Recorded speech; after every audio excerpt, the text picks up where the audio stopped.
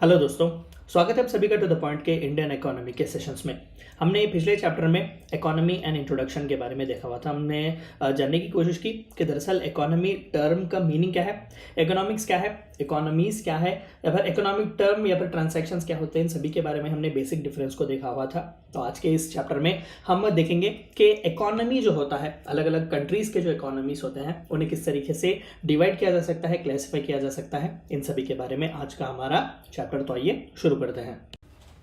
According to A J Brown, ये भी बहुत बड़े इंपॉर्टेंट इकोनॉमिस्ट हैं, an economy is a system by which people get living, यानी कि किसी भी एक नेशन में उसके जो सिटीजन्स हैं, वहाँ के जो पीपल हैं उस सोसाइटी के, किस तरीके से वो पैसा कमा रहे हैं, हाउ आर दे लिविंग, यानी कि हाउ बाय विच मीन और फिर by which system people get living, किस तरीके से वो वहाँ पर जी रहे हैं, उनका ट्रांसैक्शन क्या है, लेन देन क्या है, सप्लाई डिमांड वहाँ पर किस तरीके से है, उनके प्रायोरिटीज़ क्या हैं, इन सभी के बारे में जो है पढ़ना, या फिर इस एक ऐसे सिस्टम को जो है हम इकोनॉमी कहेंगे। एक बहुत ही सिंपल, एक ब्रीफ जो है इंट्रोडक्शन दिया हुआ है ए जे ब्राउन ने हमें। The way man attempts to get a living differs in major respects from time to time and from place to place। जाहिर सी बात है कि हर कंट्री का लोकेशन ही अलग है, तो वहाँ के डिमांड्स अलग होंगे, वहाँ पर सप्लाई भी अलग होंगे। जो प्रोडक्ट इंडिया में बनता है या फिर जो प्रोडक्ट इंडिया में मैन्युफैक्चर किया जाता है वो हमें चाइना या फिर यूनाइटेड स्टेट्स में देखने को नहीं मिलेगा। और जो यूरोपियन कंट्रीज़ में हमें फॉर एग्जांपल हेवी मशीनरी वगैरह जो वहाँ पर इंजीनियरिंग मशीनरीज देखने को मिलते हैं, जो वहाँ पर मैन्युफैक्चर होता है, वो इंडिया में मैन्युफैक्चर नहीं होता। तो इस तरीके से जो मैन जो है वो अटेम्प्ट करते रहता है कि अलग अलग जगहों पर जिस तरीके से जिए वहाँ पर सप्लाई और डिमांड को मेंटेन किया जाए। अलग अलग प्लेसेस के जो है डिमांड्स अलग होते हैं, अलग अलग टाइम पर भी जो है डिमांड्स अलग होते हैं। जाहिर सी बात है कि समर्स हैं, तो समर्स में हम कॉटन क्लॉथ जो ज़्यादा प्रेफर करते हैं, तो वहाँ पर कॉटन क्लॉथ्स का डिमांड जो बढ़ जाता है। तो इस तरीके से प्रायोरिटीज़ चेंज होते रहते हैं। तो इन्हीं को स्टडी करना इकोनॉमी है, और इसी के डिपेंड पर या फिर इन्हीं के बलबूते पर क्लासीफाई हम इकोनॉमीज को कर सकते हैं। Every nation has its own way of exploiting of resources, production, distribution and consumption। जैसे कि हमने कहा कि हर कंट्री के अपना तौर तरीका होता है, उनके प्रायोरिटीज अलग होते हैं। मिडिल ईस्टर्न आप देख लीजिएगा, मोस्टली ऑयल इकोनॉमीज है, ऑयल पर ज़्यादा डिपेंडेंट है। आप वही रशिया पर जाएँ, वहाँ पर नेचुरल गैस है। इस तरीके से अलग अलग कंट्रीज़ के जो है वो जिस तरीके से वो नेचुरल रिसोर्सेज को एक्सप्लॉइट करते हैं वो अलग है। प्रोडक्शन वहाँ पर कैसा है, डिस्ट्रीब्यूशन, कंजम्पशन क्या है, ये अलग अलग होते हैं।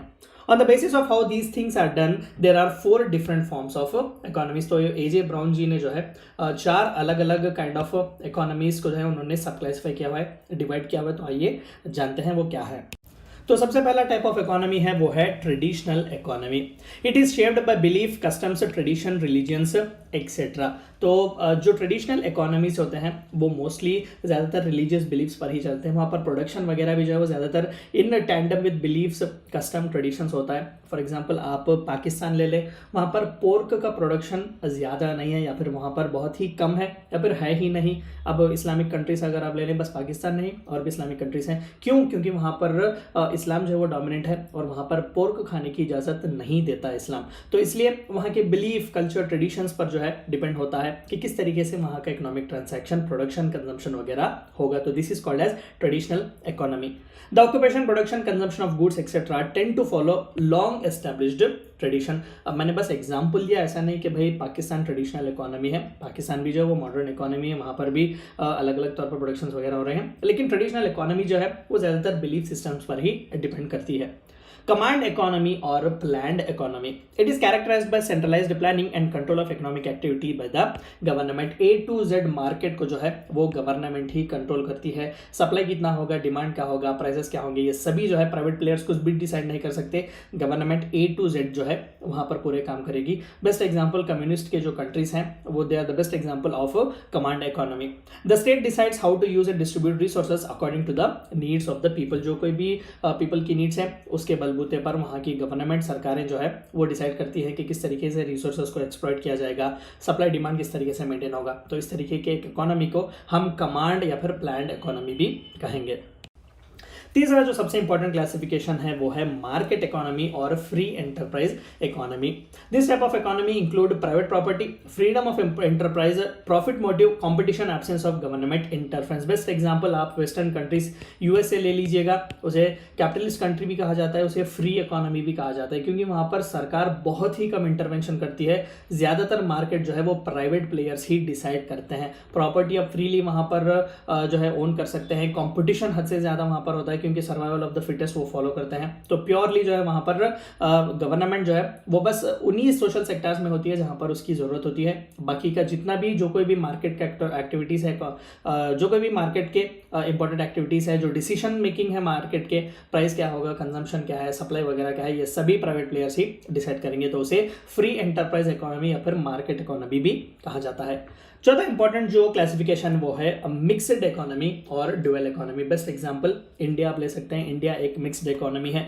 It combines elements of the market and command economy. यहाँ पर सरकार भी जो है वो मार्केट में होती है, लेकिन as a regulator.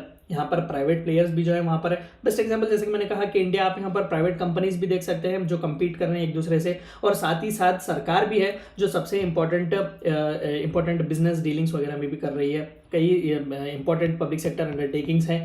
Best example मैं दे सकूं तो BHEL या फिर MTNL वगैरह, BSNL वगैरह, ये भी कहीं ना कहीं प्राइवेट प्लेयर्स के ही होने चाहिए, लेकिन सरकार यहाँ पर भी है। तो इस तरीके के एक इकोनॉमी को ड्यूअल इकोनॉमी या फिर मिक्स्ड इकोनॉमी कहा जाएगा, जहां पर both government and private players play there important part. And government जो है वो बस रेगुलेटर की तरह काम करती है, वो मार्केट को डिसाइड नहीं करती। This type of economy includes coexistence of public and private sectors, economic planning, individual freedom, welfare approach towards underprivileged section of the society। कई सोशल स्कीम्स भी इंडिया लाता है, तो it is for the welfare of the underprivileged section. तो जहाँ जहाँ पर गरीबों की मदद करनी हो, सोशल सेक्टर पर जहाँ पर डेवलपमेंट हो, तो वहाँ पर जाहिर सी बात है कि आप भारत सरकार को देखेंगे, वहाँ पर वो बिजनेस में है, वहाँ पर वो मार्केट में पाया जाएगा। तो this is the best form of economy as of now, that is mixed economy. Type of economy on the basis of level of development. ये एक ब्रॉडर क्लासिफिकेशन है, ऐसा नहीं कि ऑन बेसिस ऑफ अभी जैसे कि हमने देखा कि ट्रेडिशन वगैरह, ज़्यादातर हम देखते रहते हैं कि दो किस्म के इकोनॉमीज हमें देखने को मिलते हैं, और लेवल ऑफ डेवलपमेंट के कितना डेवलपमेंट उसमें है। सबसे पहला जो है वो डेवलप्ड इकोनॉमी है। ज़्यादातर वेस्टर्न कंट्रीज जो है, इंडस्ट्रियलाइज्ड कंट्रीज जो है, वो डेवलप्ड इकोनॉमीज हैं। जैसे कि A developed economy is characterized by higher national and per capita income। National incomes जो है उनके ज़्यादा होते हैं। हम आगे के चैप्टर्स में डिटरमिनेंट्स ऑफ ग्रोथ में देखेंगे कि नेशनल इनकम क्या होता है, GDP क्या है, पर कैपिटा इनकम क्या है। तो उनके जो लेवल ऑफ इनकम्स होते हैं वो ज़्यादा होते हैं। हायर सेविंग्स, उनके सेविंग रेट्स भी ज़्यादा होते हैं, और उनके इन्वेस्टमेंट्स भी ज़्यादा होते हैं, यानी कि वो इन्वेस्ट ज़्यादातर कर रहे होते हैं। वहाँ पर इंडस्ट्रीज बहुत अच्छी तरीके से होते हैं। एजुकेटेड ह्यूमन रिसोर्स, वहाँ पर एजुकेशन भी बहुत अच्छा होता है। बेटर सिविक फैसिलिटीज़ आप देख सकते हैं USA में जो ट्रांसपोर्टेशन वगैरह कितने क्लीन, कितने टाइडी, कितना सैनिटेशन कितना अच्छा होता है when compared with non developed countries. Low birth rate and death rate etcetera, तो वहाँ पर बर्थ रेट भी कम होता है, hardly you get one child. लेकिन यहाँ पर चाइना और इंडिया जैसे कंट्रीज में हमें देखने को नहीं मिलता। तो वहाँ पर डेथ रेट्स भी कम है, बर्थ रेट्स भी जो है वो कम होते हैं। डेथ रेट्स कम क्यों हैं? क्योंकि बेटर मेडिकल फैसिलिटीज उन्हें देखने को मिलती हैं। तो these are the few features of a developed economy. दूसरा जो है वो है developing economy. Main features of developing economies include low national and per capita income, low savings, investment and capital formation, that is low investment and capital formation, poor health and sanitation, high infant mortality, high birth rate and death rates. Best example India में आप देख लें, ये सभी problems हमें देखने को मिलेंगे। इंडिया जो है वो एक डेवलपिंग इकोनॉमी है। There is another type of economy जिसका जिक्र करना बहुत जरूरी है, जिसे least developed country, least developed economy या फिर अनडेवलप्ड इकोनॉमी भी कहते हैं। ज़्यादातर जो अफ्रीकन नेशंस हैं वहाँ पर इससे भी बुरे जो है वो हालात वहाँ पर होते हैं। वहाँ पर फाइनेंशियल स्ट्रक्चर का ब्रेकडाउन होता है, मार्केट फेलियर होता है। इन सभी जो जितने भी बुरे जो कॉन्सेप्ट्स हैं इकोनॉमी से रिलेटेड, वो सभी हमें वहाँ पर देखने को मिलते हैं। इन्फ्लेशन हद से ज़्यादा होता है, ये सभी जो है वहाँ पर हमें देखने को मिलेंगे। तो वो अनडेवलप्ड इकोनॉमीज कहलाएंगे। लेकिन on the basis of level of development तो मेजरली हम दो क्लासिफिकेशन ही कर सकते हैं, जैसे कि हमने देखा कि that is a developed economy and a developing economy. और आखिर में इकोनॉमी के 3 इंपॉर्टेंट सेक्टर्स होते हैं, यानी कि अलग अलग जो एक्टिविटीज को जो हम डिवाइड कर सकते हैं कि भाई स्पेसिफिक प्रोफेशन एक सेक्टर में आएगा, कौन सा स्पेसिफिक प्रोफेशन जो है किस सेक्टर में जाएगा। तो ऐसे इकोनॉमी के जो है 3 सेक्टर्स होते हैं मेजरली। सबसे पहला प्राइमरी सेक्टर, जहां पर हम एग्रीकल्चर, माइनिंग, फिशिंग, फॉरेस्ट्री वगैरह देखेंगे। ये सभी जो बिजनेस की एक्टिविटीज हैं या फिर जो प्रोफेशनल एक्टिविटीज हैं, ये जो कोई भी इकोनॉमिक जो एक्टिविटीज हैं वो प्राइमरी सेक्टर का हिस्सा होंगे। The second most important sector is secondary sector, जहां पर मैन्युफैक्चरिंग, ऑटोमोबाइल्स एक्सेट्रा यानी कि इंडस्ट्रीज जो है वो ज्यादातर हमें सेकेंडरी सेक्टर में ही देखने को मिलता है। आज जो डेवलप्ड कंट्रीज हैं वो ज्यादातर डेवलप्ड इसलिए हैं क्योंकि वहां पर सेकेंडरी सेक्टर बहुत ही अच्छा है। डेवलपिंग कंट्रीज में सबसे ज्यादा अगर कोई चीज नहीं है तो वो सेकेंडरी सेक्टर नहीं है। इंडिया में प्राइमरी सेक्टर बहुत ही अच्छा है, जहां पर 52% of the population is associated with agriculture, लेकिन महज 17% जो है वो कंट्रीब्यूट करते हैं टू जीडीपी। तो बहुत ही कम है। आप देख सकते हैं कि 50% से ज्यादा लेबर वहां पर एंगेज्ड है एग्रीकल्चर और अलाइड एक्टिविटीज, लेकिन उनका कंट्रीब्यूशन जीडीपी को बस 17% है। तो इस तरीके से बहुत ही ग्रॉस मिसमैच है। तो सेकेंडरी सेक्टर को डेवलप करना बहुत ही जरूरी है। और सर्विस सेक्टर और टेरिशरी सेक्टर ये बहुत ही नया है, क्योंकि इसे जो है वो 19th 20th सेंचुरी से ही ज़्यादातर जो है प्रॉमिनेंस में आया हुआ है। जैसे कि banking, education, transport, tourism etcetera जो है इन्हें हम सर्विस सेक्टर के अंडर कैटेगराइज करेंगे। इंडिया जो है it is actually one of the best growing economies in service sector. Nearly 30% of Indian population is directly और इनडायरेक्टली एसोसिएटेड विद सर्विस और टेरिशरी सेक्टर। हम आगे के चैप्टर्स में इन सभी के बारे में डिटेल्ड बात करेंगे। ये थी चंद बातें आपको जाननी थी क्लासिफिकेशन ऑफ इकोनॉमीज के बारे में। Thank you for watching my video.